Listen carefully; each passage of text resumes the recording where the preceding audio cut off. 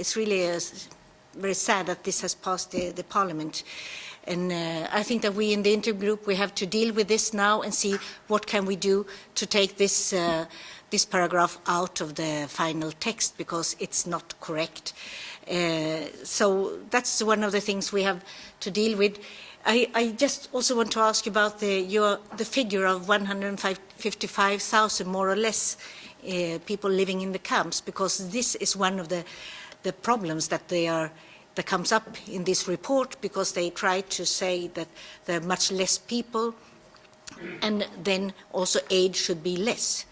And if aid is less to the camps, people are forced to leave. You said already there is malnutrition and things like that. So what do you believe about the figures, more or less? On the 12th and 13th of February, the activist Isabel Lourenço from the Adala organization was not able to go to Iron Court, where the two journalists were to be trialed. She was thrown back as persona non grata. Do you have any position on this? I mean, what's your feeling on what's happening in Sahara? As well as we know that it's been proven that there is oil there. So we have Cosmos Energy, American, and we have Onium, Morocco, and Capricorn. They are all eager. They have what do you call it? A mandate from the Moroccan authorities to prospect oil in Sahara. So, what do you think about this, or what could you say about this? Thank you. Which I am posing you, namely, you know, there's incredibly lot of hypocrisy in this European Union concerning Western Sahara and concerning our attitude to Morocco. Morocco is always treated as a best friend and a country where, with a high level of respect for human rights and democratic reform, etc., etc. So it's sheer bullshit. This is the most ancient and ugly dictatorship existing in the neighborhood of us. But I would like to ask you the question: how did Moroccans perceive MINURSO? How did you? What was your treatment, your position? How did the Moroccan officials see MINURSO? Because obviously they would like to get rid of any even symbolic pretension of international community to be there. So I assume that it must have been a difficult relation. Secondly, do you think that somebody else but France is blocking the issue of MINURSO and his mandate to observe the human rights? Is this only Morocco who is blocking it in the Security Council, or are there some other countries or some other interests involved? Because it is absurd, and we are year by year stressing in our reports in the European Parliament that MINURSO should be given the mandate to observe the human rights, and that the MINURSO is the only mission of United Nations anywhere which does not have this mandate, and this is absurd enough. I was actually going to say quite the same. Every year we send this letter to the UN General Assembly about MINURSO when it's going to be renegotiated, the mandate, and we would like to have a broader mandate and be able to report on human rights and crime against it, and we would like to have a bigger focus. So it was kind of the same question that I wanted to ask. Yeah, thank you. Okay, I didn't hear about this matter with the person being abducted. But of course, the whole idea is that when you have things in the area happening like this, like people had been tortured. That's also said in this UN Security Council, UN Secretary General yearly report. I think the way forward is to have international surveillance on human rights, both in the camps and in the occupied zone, and then have things cleared out. The problem is when I send my MINURSO patrols out with soldiers to Western Sahara, they will hardly see any demonstration, because the demonstration basically lasts 15 minutes. You cannot go into the prisons and see the behavior in the prisons.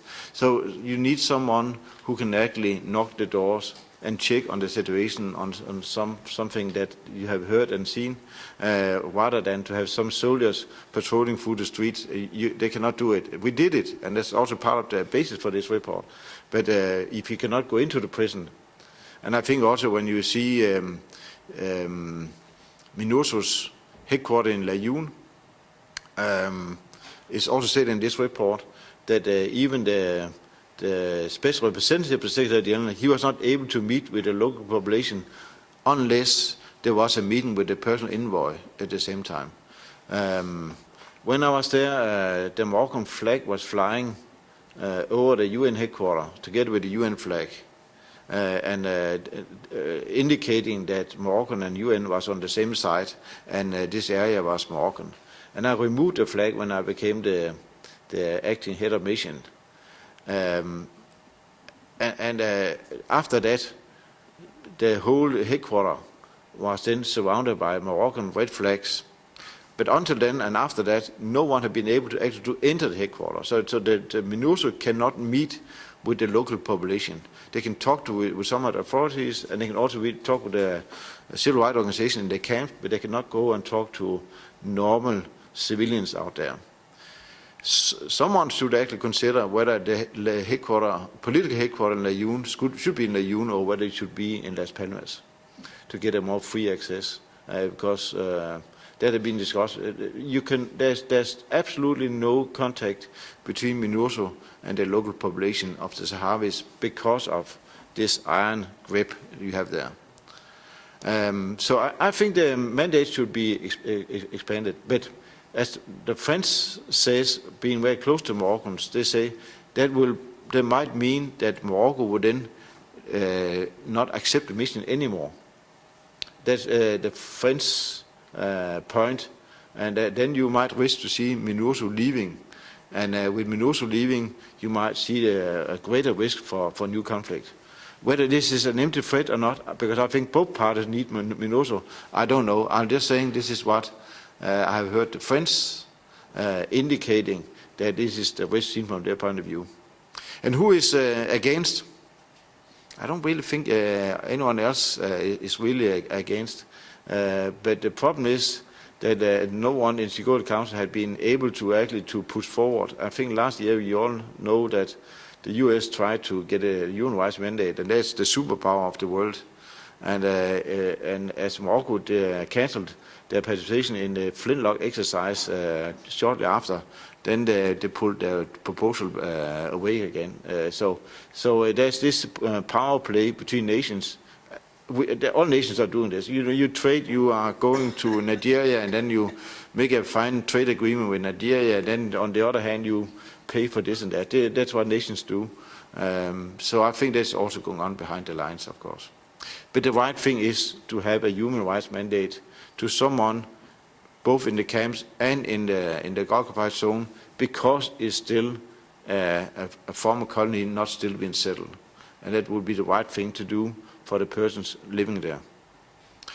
As for the oil and other issues, I think I'm not a legal expert, but I think a number of persons have actually been very clear on it. And even when you read this report, yearly report of the Security Council, also making point to the Hans Corell advice from 2002, then I think you don't need to have several years in the university to be able to understand what is right and what is wrong.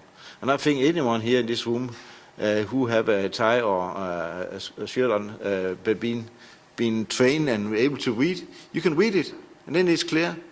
and you try to see away from it because of economic interest, you can always close your eyes, but the things in the paper are quite clear. And Hans Corell's paper, the Undersecretary General of Security of the UN, his paper is very clear. And it's really a matter of reading that paper and then obeying to it. But with this as a basis and a lot of other bases we will have in the future with other invited, so we will work further on. Thank you very much. Okay, thank you.